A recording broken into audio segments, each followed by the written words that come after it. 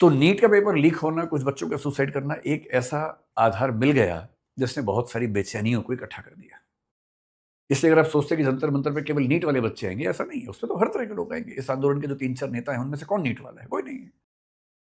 वो तो जो समाज में बहुत लोग अलग अलग वजहों से नाराज हैं, उन सबकी नाराजगी को एक मंच मिलने वाली बात है। और इसकी शुरुआत कहां से हो रही है? एक ऐसे कथन से जिससे बचा जा सकता था।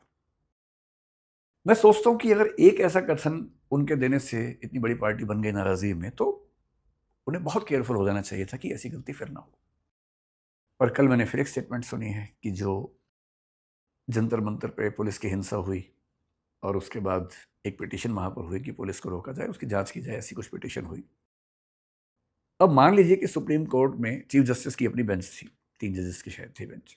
मान लीजिए उनको यही कहना था कि भाई इस मामले को हाई कोर्ट में ले जाओ, सुप्रीम कोर्ट में मत लेके आओ। ठीक है, प्रोसीजरल ऐसा मामला हो सकता है कि इसको हम नहीं देखेंगे, हाई कोर्ट देखेगा, और हाई कोर्ट की बिल्डिंग में पड़ोस में ही वहीं चले जाओ। पर ये बात कहने के कई तरीके हो सकते थे। एक तरीका क्या हो सकता था कि your petition seems to be logical, आपकी बात ठीक लग रही है, लेकिन इसके लिए सही मंच जो है वो दिल्ली हाई कोर्ट है, न कि हम हैं। इतना कहने से शायद कोई नाराज ना होता, पर कथन क्या आया? डोंट वेस्ट आवर टाइम, हमारा समय मत खराब करो। बेशक पूरी स्टेटमेंट ये है कि don't waste your time, don't waste our time, your time is more precious than hours.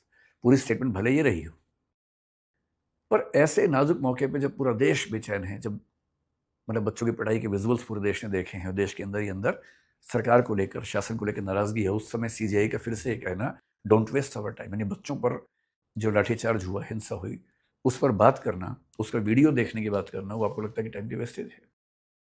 बेशक लगता हो, पर कहने का भाव क्या होना चाहिए था? सबसे अच्छा क्या होता कि आपको स्टेप लेते, या स्टेप लेते हुए दिखते कि उन बच्चों को एक भरोसा जगता कि हाँ, अगर सरकार नहीं सुन रही है तो कम से कम सुप्रीम कोर्ट सुन रहा है।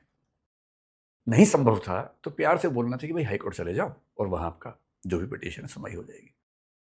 वो भी नहीं करना था तो कम से कम खराब तो नहीं बोलना था ना। ये बोलना कि डोंट वेस्ट आवर टाइम, इसका मतलब है कि आप जो पहले से नाराज है उसको और नाराज करने का मौका बना रहे हैं, परिस्थिति बना रहे हैं।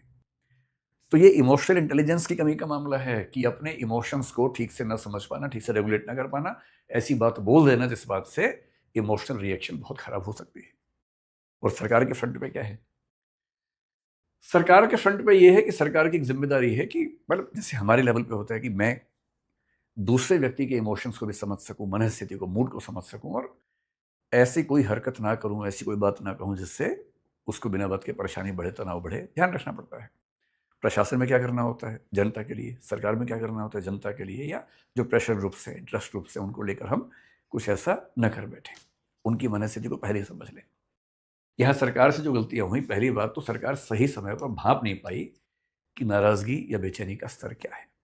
हम ही नहीं भाप पाए। हम तो खैर, हमारे पास इतना तंत्र नहीं है कि आई भी हमारे पास हो, सब चीज़ें हमारे पास हो, लेकिन मेरा भी ख्याल था कि शायद बहुत होगा तो क्या 2-4-5 हज़ार लोग आ जाएंगे। सरकार के पास तो आई भी है, सरकार के पास तो और भी तरीके हैं जानने के।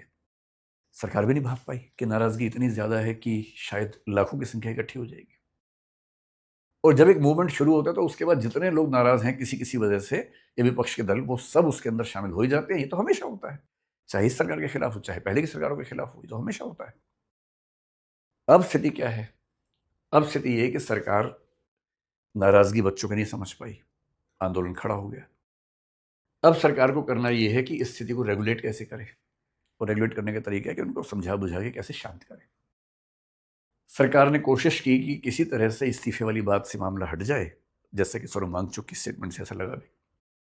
पर ये बच्चे अड़ गए हैं कि हम तो इस्तीफा लेके मानेंगे। सरकार के सामने दुविधा क्या है? एक तो धर्मेंद्र प्रधान, ये सरकार के लिए बड़े क्रूशियल मिनिस्टर है, तो सरकार हर तरह से कोशिश कर रही है कि इस्तीफा ना देना पड़े।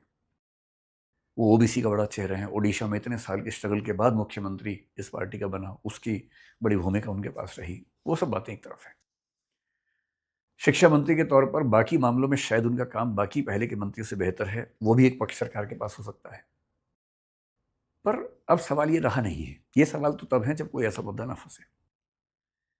अब तो ये साख की लड़ाई हो गई है, नाक की लड़ाई हो गई है।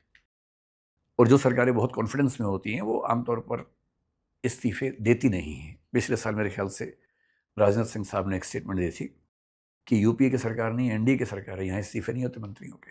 ये स्टेटमेंट दी थी उन्होंने। कोई भी सरकार जब कॉन्फिडेंस में होती है तो इस्तीफा नहीं देना चाहती है किसी मंत्री का, क्योंकि उससे इकबाल कमज़ोर होता है, उससे एक मैसेज कन्वे होता है सब लोगों को कि ये सरकार झुकाई जा सकती है, बस तुम एक मोर्चा बढ़िया से बनाओ, आंदोलन बनाओ, सरकार झुक जाएगी, ये मैसेज कन्वे होने लगता है।